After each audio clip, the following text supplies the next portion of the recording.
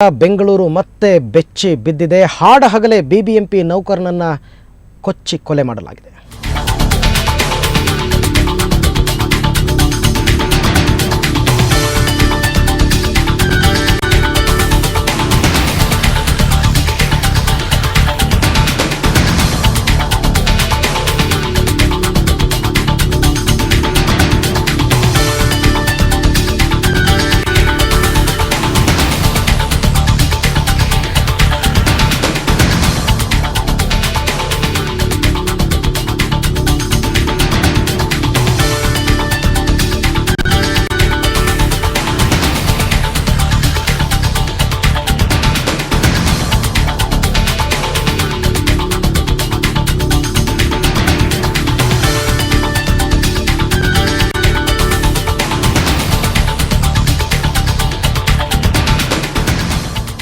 ಬೆಂಗಳೂರಿನಲ್ಲಿ ಮತ್ತೆ ರಕ್ತ ದೋಕುಳಿ ಹರಿದಿದೆ. ಹಾಡಹಗಲೇ ಬಿಬಿಎಂಪಿ ನೌಕರ ಮುತ್ಯಾಲು ಎಂಬಾತನನ್ನು ಕಾರ್ಪೊರೇಷನ್ ಎದುರೇ ಮಚ್ಚಿನಿಂದ ಕೊಚ್ಚಿ ಕೊಲೆ ಮಾಡಲಾಗಿದೆ. 4 ದುಷ್ಕರ್ಮಿಗಳು ಈ ಕೊಲೆಯನ್ನು ಮಾಡಿದ್ದಾರೆ ಅಂತಕ್ಕಂಥ ಸುದ್ದಿ ಬಂದಿದೆ. ಒಟ್ಟಾರೆ ಬೆಂಗಳೂರು ಶಾಂತನಗರ ಅಂತಕ್ಕಂಥ ಹೆಸರು ಯಾವಾಗಲೂ ಮರೆಯಾಗಿದೆ. ಬಿಬಿಎಂಪಿಯ ಟಪಾಲು ವಿಭಾಗದಲ್ಲಿ ಮುತ್ಯಾಲು ಅಂತಕ್ಕಂಥ ವ್ಯಕ್ತಿ ಕೆಲಸ ಮಾಡ್ತಾ ಇದ್ದ.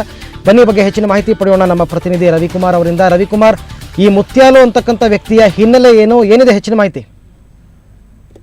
ಅರವಿಂದ್ ಮುತ್ಯಾಲು ಅನ್ನೋನು 34 ವರ್ಷದವನು. ಕಳೆದ 10 ವರ್ಷಗಳಿಂದ ಬಿಬಿಎಂಪಿ ಆಫೀಸ್ ಅಲ್ಲಿ ಟಪಾಲು ಸೆಕ್ಷನ್ ಅಲ್ಲಿ ಒಬ್ಬ ಏನು ಅಸಿಸ್ಟೆಂಟ್ ಆಗಿ ಕೆಲಸ ಮಾಡ್ತಿದ್ದಾನೆ. ಸಾಕಷ್ಟು ಒಳ್ಳೆ ಹೆಸರು ಗಳಿಸಿದೆ ಅಂತ ಹೇಳ್ಬೋದು. ಯಾಕಂದ್ರೆ ನಾವು ಪ್ರತ್ಯಕ್ಷಗಳು ಮತ್ತೆ ಕಚೇರಿಯಲ್ಲಿರೋ ಸಿಬ್ಬಂದಿಗಳನ್ನ ಮಾತಾಡ್ತಾಗೆ ಅಂದ್ರೆ ಆತ ಸಾಕಷ್ಟು ಒಳ್ಳೆ ವ್ಯಕ್ತಿ ಅಂತ ತಿಳಿದು ಬಂದಿದೆ. ಸುಮಾರು 10 ವರ್ಷಗಳಿಂದ ಜೆಸಿ ರಸ್ತೆಯ ಬಿಬಿಎಂಪಿ ಆಫೀಸ್ ಇದೆ, ಈ ಪಾಲಿಕೆ ಕಚೇರಿಯಲ್ಲಿ ಕೆಲಸ ಮಾಡ್ತಾ ಇದ್ದಾನೆ. ಇವತ್ತು ಹಾಡಾಗ್ಲಿ 4 ಜನ ದುಷ್ಕರ್ಮಿಗಳು ಲಾಂಗು ಮಚ್ಚುಗಳಿಂದ ಆತನ ಹೊರಗಡೆ ಎಳೆದು ಬರ್ಬೋಗೆ ಇದಕ್ಕೆ ನಿರ್ದಿಷ್ಟ ಸಂಬಂಧಪಟ್ಟಂಗೆ ಕಾರಣ ಮಾತ್ರ ಗೊತ್ತಿಲ್ಲ. ಆದ್ರೆ ಕಲಸಿಪಾಳ್ಯ ಪೊಲೀಸರಿಗೆ ಸಂಬಂಧಪಟ್ಟಂಗೆ ಪ್ರಕರಣ ತನಿಖೆ ಮುಂದುವರೆಸಿದ್ದಾರೆ.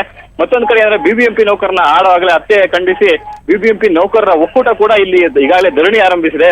ಒಟ್ಟಾರೆ ಈ ಪ್ರಕರಣ ಯಾವ ಹಿನ್ನೆಲೆ ಆಗಿದೆ, ಅದು ಈ ಘಟನೆಗೆ ಕಾರಣ ಏನು ಅನ್ನೋದು ಪೊಲೀಸರ ತನಿಖೆಯಿಂದಷ್ಟೇ ತಿಳಿದು ಬರಬೇಕಿದೆ. ಅರವಿಂದ್, ರವಿಕುಮಾರ್, ಒಬ್ಬ ಸರ್ಕಾರಿ ನೌಕರನನ್ನ ಸರ್ಕಾರಿ ಕಚೇರಿಯಿಂದ ಹೊರಕ್ಕೆ ಎಳೆದು ಕೊಚ್ಚಿ ಕೊಂದಿದ್ದಾರೆ ಅಂತಂದ್ರೆ ಅಲ್ಲಿಗೆ ನ್ಯಾಯ ಅಂತಕ್ಕಂಥದ್ದು ಮತ್ತೆ ಶಾಂತಿ ಸುವ್ಯವಸ್ಥೆ ಅಂತಕ್ಕಂಥದ್ದು ಎಲ್ಲಿದೆ?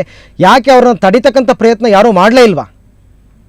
ಇಲ್ಲ, ಖಂಡಿತವಾಗಿ ಅಂದ್ರೆ ಇದು ಫ್ಯಾಕ್ಷನ್ ಆಫ್ ಸೆಕೆಂಡ್ ಗಳಲ್ಲಿ ಆಗಿರೋ ಘಟನೆ ಅಂತ ಹೇಳ್ಬೋದು. ಯಾಕಂದ್ರೆ ಸುಮಾರು 12 ಗಂಟೆ ಸಮಯಕ್ಕೆ ಸರಿಯಾಗಿ ಏನು ಈ ಮುತ್ಯಾಲು ಹತ್ಯೆಗೀಡಾದ ನೌಕರ ಏನು ಟಪಾಲ್ನ ಒಂದು ವರ್ಗದಿಂದ ಮತ್ತೊಂದು ವರ್ಗಕ್ಕೆ ಸಲ್ಲಿಸಬೇಕಾಯ್ತು. ಅಂದ್ರೆ ಏನು ಜೆಸಿ ನಗರದ ಬಿಬಿಎಂಪಿ ಆಫೀಸಿಂದ ಮುಖ್ಯ ಕಾರ್ಪೊರೇಷನ್ ಅಲ್ಲಿರೋ ಬಿಬಿಎಂಪಿ ಆಫೀಸ್ಗೆ ಒಂದು ಟಪಾಲನ್ನು ಕೊಂಡೊಯ್ಯೋ ಸಂದರ್ಭದಲ್ಲಿ ಈ ಘಟನೆ ನಡೆದಿದೆ. ಯಾಕಂದ್ರೆ ಟಪಾಲ್ ಆತ ತೆಗೆದುಕೊಂಡು ಕೆಳಗಡೆ ಬರೋ ಸಮಯದಲ್ಲಿ ಹೊಂಚಿ ಹಾಕಿಕೊಳ್ತಿದ್ದ 4 ದುಷ್ಕರ್ಮಿಗಳು ಏಕಾಏಕಿ ಹಲ್ಲೆ ನಡೆಸಿದರೆ ಕೇವಲ ಒಂದು 10 ರಿಂದ 30 ಸೆಕೆಂಡ್ ಒಳಗಡೆ ಈ ಕೃತ್ಯ ನಡೆದೋಗ್ಬಿಟ್ಟಿದೆ. ಆ ಸಂದರ್ಭದಲ್ಲಿ ಆದ್ರೆ ಆತ ಟಪಾಲ್ನ ಕೊಡೋದಕ್ಕೆ ಹೋಗಿದ್ದಾನೆ ಅಂತ ಹೇಳಿ ಭಾವಿಸಿದ ಯಾರು ಅಧಿಕಾರಿಗಳು ಮತ್ತೆ ಯಾರು ತಲೆ ಕೆಡಿಸ್ಕೊಳ್ಳಿಲ್ಲ. ಬಳಿಕ ಏನೋ ಕೆಳಗಡೆ ಯಾವಾಗ ಕೂಗಾಟ ಅರ್ಚಾಟ ಕೇಳಿದೆ, ಆ ಸಂದರ್ಭದಲ್ಲಿ ಕೆಳಗಡೆ ಬಂದ ನೌಕರರೆಲ್ಲ ಹತ್ಯೆ ಆಗಿರೋದು ಖಚಿತವಾಗಿ ಈಗಷ್ಟೇ ಧರಣಿ ನಡೆಸ್ತಾ ಇದ್ದಾರೆ. Arvind. Okay Ravikumar, thank you ತಮ್ಮೆಲ್ಲ ಮಾಹಿತಿಗಾಗಿ.